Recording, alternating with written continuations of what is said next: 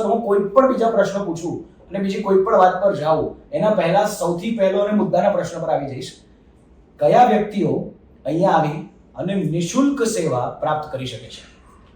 કોઈ પણ, અમિતાભ બચ્ચન થી લઈને રાજપાલ યાદવ સુધી કોઈ પણ. રાઈટ. તો આ હોસ્પિટલ જરૂરિયાતમંદ લોકો માટે બનાવવામાં આવી છે.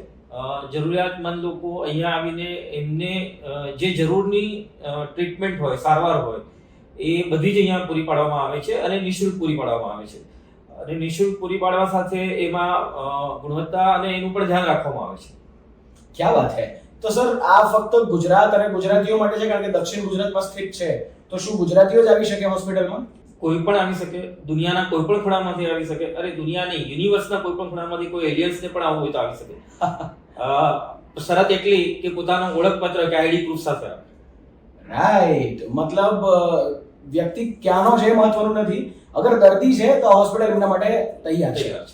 વાહ, બહુ અદ્ભુત વાત કહેવાય. તો દુનિયાના કોઈ પણ ખૂણેથી ગુજરાતી ભાષાનો આ પોડકાસ્ટ તમે અગર સમજી રહ્યા છો અને આવવા માંગો છો તો આ હોસ્પિટલ તમારી માટે હંમેશા દરવાજા ખુલ્લા રાખી અને તૈયાર છે. તો સાહેબ, જ્યારે એવી વાત થઈ કે વિનામૂલ્યે ટ્રીટમેન્ટ આપવાની વાત ચાલે છે, તો યુઝ્યુઅલી અમને એવું ખબર છે કે જ્યારે પણ હોસ્પિટલાઇઝ થવું પડે તો દવાઓના ખર્ચા, એના સિવાય પેલા રિપોર્ટ્સના ખર્ચા જેવા ઢગલાબંધ બીજા પણ ખર્ચાઓ થતા હોય, તો તમે સારવાર તો ફ્રી કરી દો, પણ એના પછી આ ખર્ચાઓનું શું?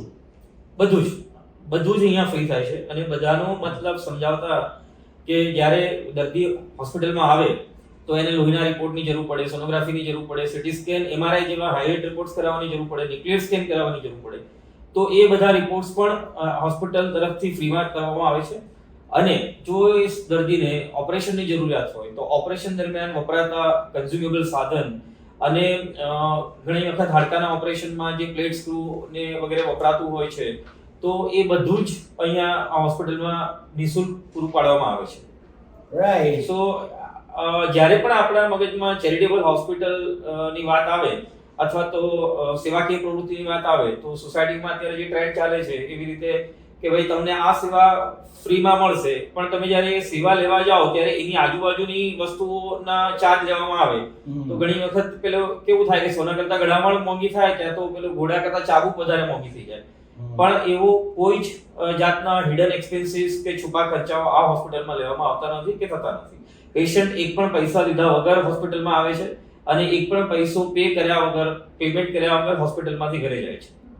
માય ગોડ, આ બહુ મોટી કમિટમેન્ટ અને ક્લેરિટી સાહેબે કરી અત્યારે કે યુએનએમ ચિલ્ડ્રન હોસ્પિટલ એવી વાત કરે છે કે તમે દુનિયાના કોઈ પણ ખૂણેથી તમારા બાળકને અગર 18 વર્ષના અને એનાથી ઓછી ઉંમરના છે, એ જ ચિલ્ડ્રન હોસ્પિટલ કહેવાય ને, આઈ થિંક, એને લઈને અગર તમે અહીંયા આવી રહ્યા છો અને તમે અગર જરૂરતમંદ છો તો તમારી એ જરૂરત પૂરી કરવા માટે એક પણ રૂપિયાનો ખર્ચો, મતલબ ટ્રીટમેન્ટથી લઈને કોઈ પણ જાતના રિપોર્ટથી લઈને ગુણવત્તાવાળી દવાઓ. અચ્છા, આ એક મારો પ્રશ્ન છે, દવાઓ શું પછી લો ક્વોલિટીની થઈ જાય કારણ કે ફ્રી આપો છો? બિલકુલ જ નહીં. એકચ્યુઅલી આ હોસ્પિટલ જે યુએનએમ ફાઉન્ડેશન છે, ટોરેન્ટ ગ્રુપ, જેનો ઓરિજિનલ બિઝનેસ ટોરેન્ટ ફાર્માનો હતો છે અને જે આજની તારીખે પણ ઇન્ડિયન ફાર્મા બિઝનેસમાં 4th and 5th rank consistently રહે છે. એટલે એ લોકોને મેડિસિન બાબતે પોતાની ક્વોલિટી માટે હંમેશા જ કેરફુલ રહ્યા છે. અને આ હોસ્પિટલમાં પણ ફ્રી ટ્રીટમેન્ટ આપવા છતાં પણ બધી જ સ્ટાન્ડર્ડ કંપનીની દવાઓ પ્રિસ્ક્રાઇબ કરવામાં આવે છે અને પેશન્ટને આપવામાં આવે છે. વાવ. મતલબ આપણે યુઝ્યુઅલી એવું માનતા હોઈએ છીએ કે મોંઘું એટલું સારું અને સસ્તું એટલું ખરાબ, પણ દુનિયા હજી પણ એવા લોકોથી ભરાયેલી છે કે જ્યાં સસ્તું મોંઘાનો ફેર કાઢી અને બેસ્ટ શું છે એ આપવાની તૈયારી ચાલી રહી છે. તો સાહેબ, આ વસ્તુઓની વચ્ચે ગુણવત્તાની અત્યારે વાત થઈ, દવાની ગુણવત્તા તો ચલો તમે સારી આપો છો, પણ હોસ્પિટલની ગુણવત્તા જ્યારે તમે નિઃશુલ્ક સેવા આપતા હોય ક્યાં તો બહુ ઓછા પૈસામાં જ્યારે સેવા આપતા હોય, આવી પરિસ્થિતિમાં પણ જ્યારે તમારી હોસ્પિટલ ચાલતી હોય તો ગુણવત્તા અને સેફટીનું કેટલું ધ્યાન રાખો છો તમે? ખૂબ જ. પ્રાઇમ મિનિસ્ટર અહીંયા ટ્રીટમેન્ટ લઈ શકે અથવા અમે એને પૂરી પાડી શકીએ એ રીતની અમારી સેફટી અને ગુણવત્તા છે. ભારત સરકારે જે ક્વોલિટી હોસ્પિટલ્સ છે એને એક એક્રેડિટેશન આપવા માટેનું મિશન ચાલુ કરેલું છે અને એનું નામ છે NABH એક્રેડિટેશન. સો એ NABH એક્રેડિટેશન આપણને ફૂલ લેવલનું આ હોસ્પિટલમાં મળેલું છે.